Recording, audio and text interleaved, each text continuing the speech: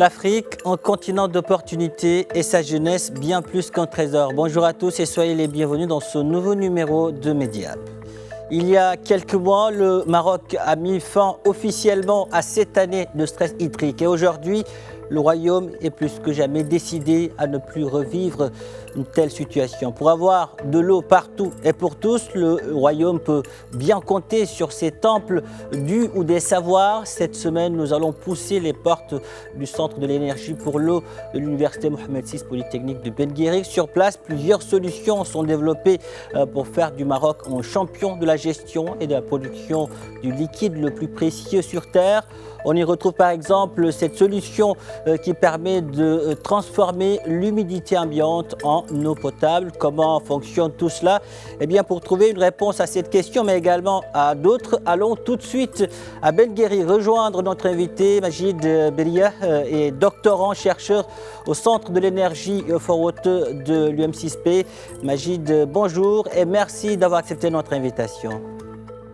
Merci pour votre invitation, cher ami Pape. Merci à tous les auditeurs de Medi 1 qui nous écoutent en ce même moment dans cette enrichissante émission. Merci. Alors, Majid, le Maroc, je le disais il y a quelques instants, a officiellement mis fin à cette année de stress hydrique historique, mais ce n'est pas l'heure de dormir sur ses lauriers. La mobilisation se poursuit dans le Royaume où l'agriculture absorbe plus de 80% de nos ressources en eau douce.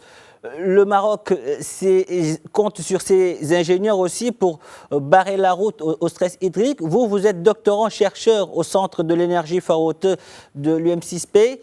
Sur place, je le disais, on y retrouve plusieurs solutions dédiées à la production hydrique, mais aussi à la gestion. Comment ces solutions changent-elles aujourd'hui de paradigme par rapport aux solutions classiques comme le dessalement de l'eau de mer? Oui, tout à fait. Alors, pour vous répondre, pendant longtemps, on va dire, notre réponse au manque d'eau consistait surtout à aller la chercher là où elle est disponible, c'est-à-dire dans les barrages, c'est-à-dire dans les nappes souterraines ou la mer grâce au dessalement. Donc, ces solutions restent toujours essentielles, mais elles nécessitent des infrastructures lourdes et avec beaucoup d'énergie et surtout avec un réseau de distribution qui demande beaucoup de coûts. Donc, dans notre centre Energy for Water, au sein de l'UM6P, donc, on explore une approche complémentaire, c'est-à-dire de produire de l'eau directement sur les lieux où elle sera utilisée, à partir de l'humidité naturellement présente dans l'air. Donc, on sait que dans notre atmosphère, il existe à peu près de 12 900 km3 de vapeur. Donc, c'est une immense, c'est une ressource abondante, mais encore très peu exploitée. Donc, notre approche, c'est une approche décentralisée, particulièrement adaptée aux zones rurales, isolées ou arides. Alors, pour le commun des mortels, Majid, extraire de l'eau de l'air relève presque parfois de la magie ou de la science-fiction. Pouvez-vous nous expliquer de la manière la plus simple possible comment vous réussissez à capter, comment vous faites pour capter l'humidité ambiante pour la transformer en eau potable? Oui, alors, comme je vous ai dit, il existe toujours de la vapeur dans l'air, donc il y a toujours de l'eau dans l'air. Non, même lorsque nous avons l'impression qu'il fait très sec, l'atmosphère contient de la vapeur d'eau. Donc, pour vous expliquer de la plus simple manière, c'est surtout que le principe est similaire à celui d'une bouteille froide qu'on va la faire sortir du réfrigérateur. Donc, quelques minutes plus tard, donc, ces gouttes vont apparaître sur la surface. Hmm. Donc, cette eau, ce n'est pas de l'eau de la bouteille, mais c'est de l'air qui se condense. Donc, nos systèmes exactement, ils vont reproduire ce phénomène, mais de manière contrôlée. C'est-à-dire, selon la technologie qu'on va utiliser, soit nous allons refroidir l'air jusqu'à son point de rosée, soit nous utiliserons des matériaux capables de capturer les molécules d'eau, comme une éponge moléculaire avant de les libérer sous forme liquide. En tout cas, le principe physique semble limpide sur le papier, c'est clair. Pourtant, lorsqu'on voyage dans nos régions intérieures, l'air semble totalement, on va dire, sec. Comment vous faites, comment vos technologies parviennent aujourd'hui à rester efficaces en zone aride, là où les extracteurs d'eau classiques du marché s'effondrent faute d'humidité? C'est certainement là où l'innovation, on va dire, réside. Mhm. C'est-à-dire que les générateurs classiques, bah, ils fonctionnent bien lorsque l'humidité est élevée, par exemple sur les côtes, C'est là où on installe les installations de dessalement d'eau, mais surtout, le rendement va diminuer fortement lorsque l'air il va devenir sec. Donc, Energy for Water, donc, on va développer plusieurs approches adaptées au climat aride. L'une des plus prometteuses utiles utilise des matériaux qui sont très avancés, appelés des sorbants, et notamment des MOFs, des Metal Organic Frameworks, ou des hydrogels. Donc, ces matériaux, ils possèdent une immense surface interne qui est capable de capturer les molécules d'eau, même si lorsque l'humidité descend autour de 10 à 20%. Donc, autrement dit, on ne dépend plus uniquement de la condensation classique, mais on utilise également la science des matériaux pour aller chercher l'eau là où il y a beaucoup, où c'est difficile à extraire. Disons que donc c'est aujourd'hui une technologie sur mesure pour notre climat et cela nous amène à une question d'une importance capitale. Pour ne pas dépendre de l'extérieur, il faut maîtriser l'outil qu'on a ici dans le royaume. Qu'est-ce que cela vous fait de voir que le Maroc et l'UM6P développent eux-mêmes leurs propres prototypes comme le panel M6P plutôt que d'acheter des solutions clairement à l'étranger? Pour nous, ça nous considère vraiment que c'est une immense fierté Mhm. parce que l'enjeu, il dépasse largement la production d'eau. C'est surtout, il s'agit aussi de développer une expertise nationale. Donc, lorsque nous concevons nos propres prototypes, nous maîtrisons les matériaux, l'ingénierie, l'adaptation du climat marocain et pourquoi pas demain une production industrielle. Donc, cela signifie également qu'on forme des ingénieurs, qu'on crée des brevets, qu'on soutient des startups et surtout on renforce notre souveraineté technologique. Donc, le Maroc, il possède des chercheurs, on possède des infrastructures, on a une vision royale, stratégique et on développe localement ces technologies. Donc, c'est surtout construire une solution adaptée à nos réalités plutôt que d'importer des technologies conçues pour d'autres climats. En tout cas, là, on parle de souveraineté technologique et cette souveraineté s'appuie sur une recherche scientifique, on va dire, très pointue. D'ailleurs, j'ai consulté la fiche de présentation du Centre de l'énergie for Water de l'UM6P et j'ai remarqué que vous vous appuyez sur trois approches. D'abord, il y a ce qu'on appelle, ce que vous appelez la condensation par compression de vapeur. Ces machines ont la réputation, en tout cas, d'être de grandes consommatrices d'électricité. Quelle est la marge d'amélioration sur laquelle votre équipe, on va dire, se base ou bien planche pour faire baisser cette facture énergétique? Oui. C'est effectivement l'un des principaux défis de la génération d'eau atmosphérique par condensation. Parce que pour produire de l'eau, il faut vraiment refroidir l'air Mhm. jusqu'à son point de rentrée. Et ça, il demande de l'énergie. Donc, notre travail consiste aussi à agir sur plusieurs leviers, comme vous avez dit. D'abord, améliorer les cycles thermodynamiques et les échangeurs de chaleur afin de récupérer un maximum d'énergie qui serait autrement perdue. Ensuite, il faut adapter intelligemment le fonctionnement de la machine aux conditions climatiques. Par exemple, la température, l'humidité et heure de la journée de fonctionnement. Et enfin, on intègre autant que possible des sources d'énergie renouvelables, notamment le solaire photovoltaïque ou le thermoélectrique, afin de réduire l'empreinte carbone du système. Alors, réduire l'énergie, c'est une chose, mais pour aller chercher l'eau là où elle se cache, où elle se trouve, dans les milieux les plus extrêmes, vous devez descendre à l'échelle de l'infiniment petit.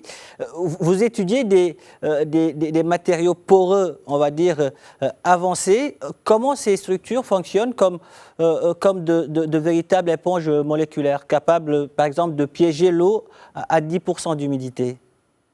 Oui, c'est probablement l'une des avancées les plus fascinantes de la science des matériaux. Mm. Euh, pour vous expliquer, si vous imaginez une éponge classique, donc elle va retenir l'eau grâce à ses pores. Donc les matériaux que nous étudions, ils fonctionnent sur le même principe, mais à une échelle des millions de fois plus petite. Par exemple, les MOFs, les Material Organic Frameworks, par exemple, ils possèdent une surface interne qui est très gigantesque.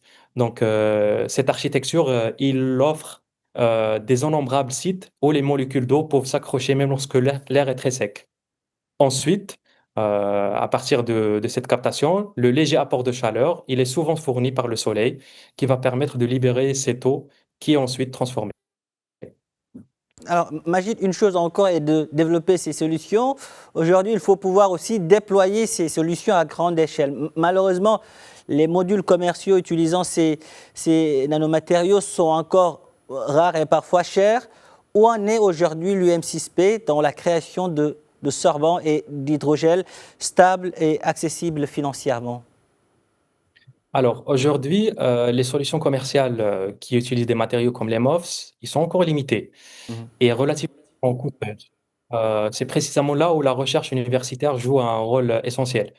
Donc à l'UM6P, nous travaillons aussi sur le développement de sorbants et d'hydrogène plus performants et qui sont plus stables aussi, et surtout plus accessibles économiquement. Parce que l'objectif, c'est de produire localement des matériaux adaptés aux conditions climatiques marocaines, tout en réduisant principalement notre dépendance vis-à-vis des technologies importées. Alors, du côté de ces technologies de pointe, votre centre propose une troisième approche, je le disais, qui utilise les forces de la Terre, l'échangeur Terre-Air, c'est comme ça que vous l'appelez. Comment l'écart de température entre la surface et le sous-sol, par exemple, je prends l'exemple de Ben Guerir, va permettre de faire condenser l'air directement sous terre? Alors, cette technologie, elle est magnifique parce qu'elle exploite une propriété qui est très simple de la nature. Donc, on a quelques mètres sous nos pieds, la température du sol reste pratiquement constante tout au long de l'année. Par exemple, à Ben Guerir, par exemple, à environ 2 à 3 mètres de profondeur, le sol reste de 20 à 21 degrés, Hmm. alors qu'en été, l'air peut passer et peut dépasser 40 degrés. Donc, lorsque cet air chaud circule dans des conduites enterrées, il se refroidit naturellement. Donc, si sa température elle descend sous son point de rosée, donc la vapeur d'eau qui contient de condense, et forme des gouttelettes qui peuvent être récupérées. Donc, c'est ça ce qui est particulièrement intéressant, c'est que nous utilisons une ressource naturelle. Et cette stabilité thermique du sous-sol pour réduire fortement les besoins en énergie mécanique. En tout cas, c'est fascinant tout ce que vous dites. Là, c'est la physique qui est fascinante, la physique du sous-sol qui remplace les moteurs. Mais pour que ces gouttes d'eau dont vous venez de parler cumulées coulent efficacement, la géométrie des installations est, à mon avis, d'une importance capitale. Et votre note conceptuelle indique que la performance s'améliore en réduisant le diamètre des tuyaux et le débit d'air. Pourquoi un réseau de petits tubes est-il plus efficace qu'un seul grand conduit? Alors, cela peut être un peu contre-intuitif, mais en thermique, normalement, ce n'est pas le volume qui compte le plus, mais c'est la surface d'échange. Pourquoi? Parce que lorsque l'air il circule dans plusieurs petits tubes, il est davantage en contact avec les parois refroidies par le sol. Donc ce contact, il devient plus important et va permettre un meilleur transfert de chaleur. Donc l'air va se refroidir plus rapidement et il va D'accord. atteindre plus facilement son point de rosée et davantage de vapeur d'eau qui va se condenser. Donc en réduisant aussi le débit d'air, on lui laisse plus de temps pour échanger sa chaleur avec le sol. Hmm. Donc le résultat qu'on obtient, c'est que chaque mètre de conduite devient plus efficace pour produire de l'eau. D'accord. Voilà, Alors, c'est pourquoi dans nos recherches, on optimise surtout la géométrie. d'accord.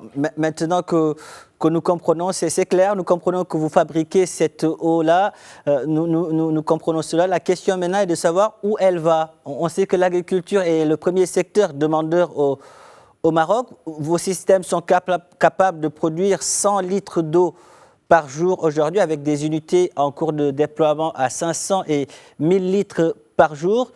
Quel type de culture ou de besoin agricole cette eau atmosphérique est-elle viable aujourd'hui? Pour quelle culture?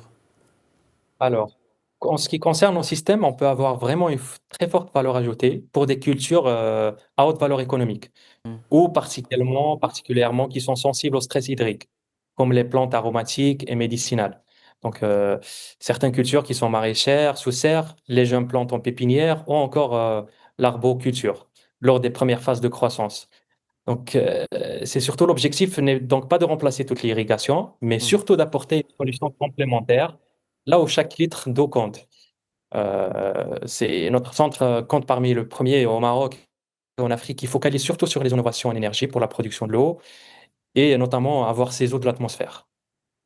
Alors, Magid, l'eau sert aussi à irriguer, vous l'avez dit, mais le système souterrain que vous avez décrit a une double utilité. Il s'agit aussi sur le climat, il agit aussi sur le climat des exploitations. En utilisant le sol et des galets comme batterie thermique, comment vos installations peuvent réguler la température des serres sans climatisation énergivore? Exactement. C'est l'un des aspects les plus intéressants de notre approche.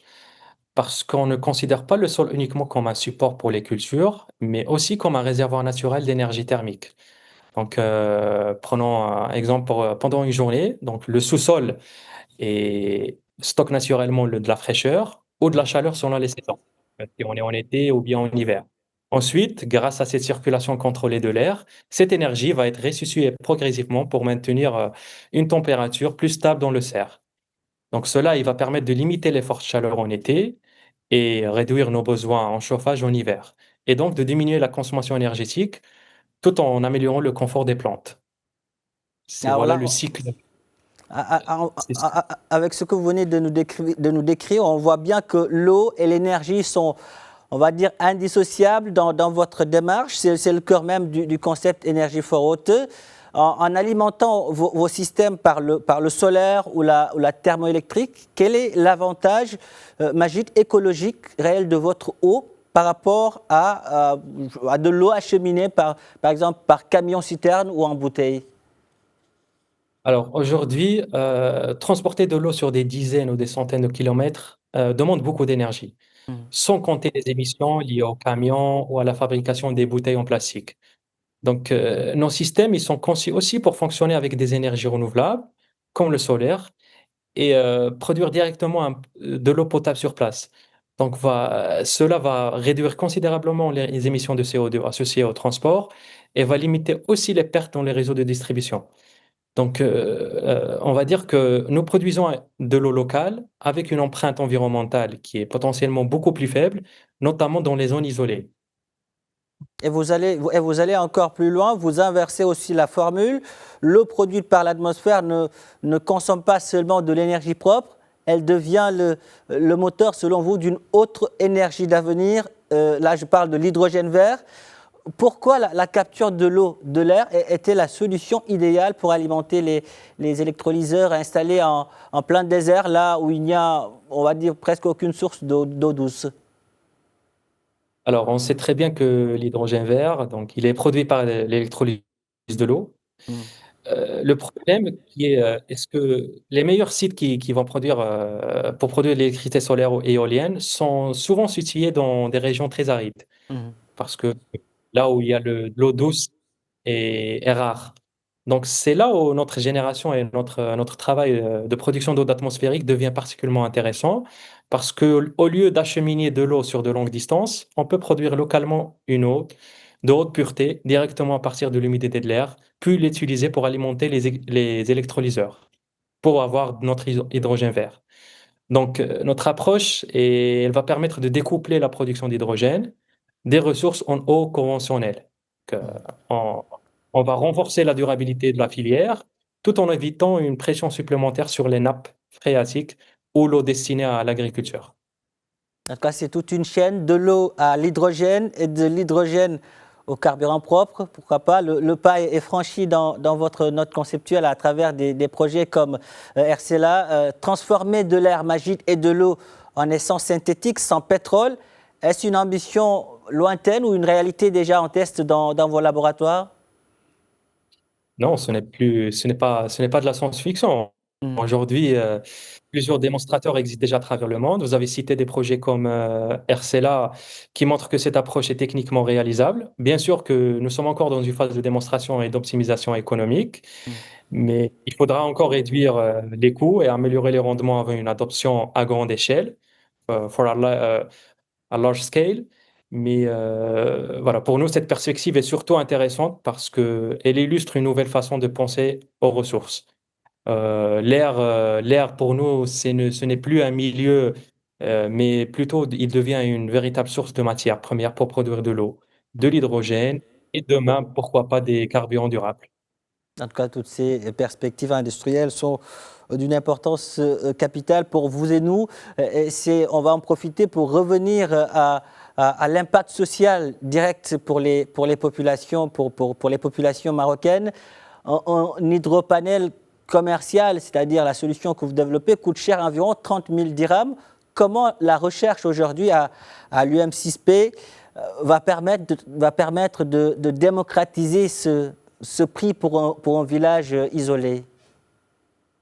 Oui, vous avez raison. Aujourd'hui, le coût effectivement représente un frein, mais il faut rappeler que c'est souvent le cas pour toute technologie émergente.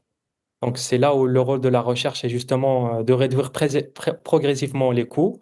Cela passe par plusieurs leviers. Donc, développer des matériaux qui seront produits localement, simplifier la conception des systèmes, optimiser leur efficacité énergétique, utiliser davantage de composants fabriqués au Maroc et surtout favoriser une production à plus grande échelle.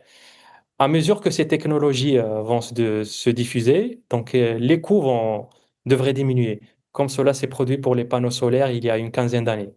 Donc, l'objectif est qu'à terme, ces solutions deviennent accessibles aux collectivités, aux coopératives agricoles et aux villages isolés, avec le soutien de partenariats publics et privés, bien sûr. Et en termes de coopération sud-sud, qu'est-ce qui est fait au niveau de ce centre pour que vos collègues des autres pays puissent venir voilà, s'inspirer de ce que vous faites et pourquoi pas de faire en sorte que cette solution puisse être utilisée dans d'autres pays de notre continent? Oui, bien sûr. Je pense que développer ces technologies au Maroc, comme je vous avais dit, c'est surtout de développer des ingénieurs, c'est former des ingénieurs, c'est de créer des brevets et construire et co-construire des filières industrielles nationales et internationales autour de l'eau et des technologies propres. Donc, notamment, notre Energy for Water Research Center, il travaille en étroite collaboration avec beaucoup de partenaires, que ce soit internes à l'échelle nationale ou internationale. C'est surtout pour avoir cette synergie et créer ce nexus autour de l'eau et autour de l'énergie, bien sûr. Et Majid Beria, au-delà de l'eau, de la physique, de la recherche, qu'est-ce qui vous passionne?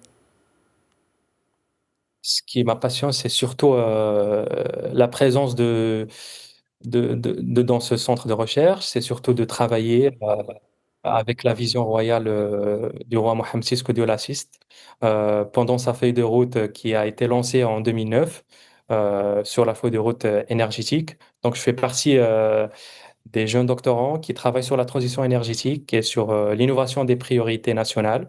Donc, en tant que chercheur, j'ai une responsabilité de transformer cette vision en solutions concrètes qui sont adaptées à notre territoire et au service des générations futures. Et quelle est la place de la patience dans cette passion, dans cette passion? On va dire que la passion, c'est surtout quand on touche la science et que cette science, elle n'a pas de véritable valeur que Je, lorsqu'elle je vous pose la question parce que sur votre profil WhatsApp, sur votre photo de profil, j'ai vu, vous avez mis prière, patience, réussite. Oui, c'est les clés. C'est les clés de chaque réussite. Et pour moi, ces trois piliers, pour moi, représentent les trois piliers fondamentaux pour n'importe quelle réussite. Et, et pour moi, ça me représente, c'est un renforcement pour moi et pour ma souveraineté. Majid Bellière, une toute dernière question. De quel Maroc rêvez-vous aujourd'hui? C'est surtout un Maroc souverain qui renforce surtout sa souveraineté technologique. Et je pense que, comme je vous avais dit, à travers les feuilles de route marquées et affirmées par le roi, donc notre responsabilité, c'est surtout de rêver et surtout de travailler pour avoir un Maroc beaucoup plus meilleur et beaucoup plus souverain à travers toutes nos capacités fondamentales que je vois chaque jour. On a beaucoup de capacités, on a beaucoup de travail qu'on fait au quotidien.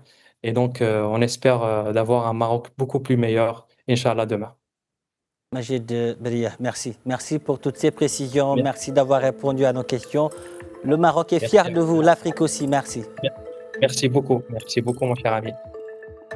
Voilà qui referme ce numéro de Mediap. Merci de l'avoir suivi. Un grand merci aux équipes techniques et rédactionnelles ayant contribué à sa réalisation. Où que vous soyez, prenez soin de vous et allez jusqu'au bout de vos rêves. N'abandonnez jamais.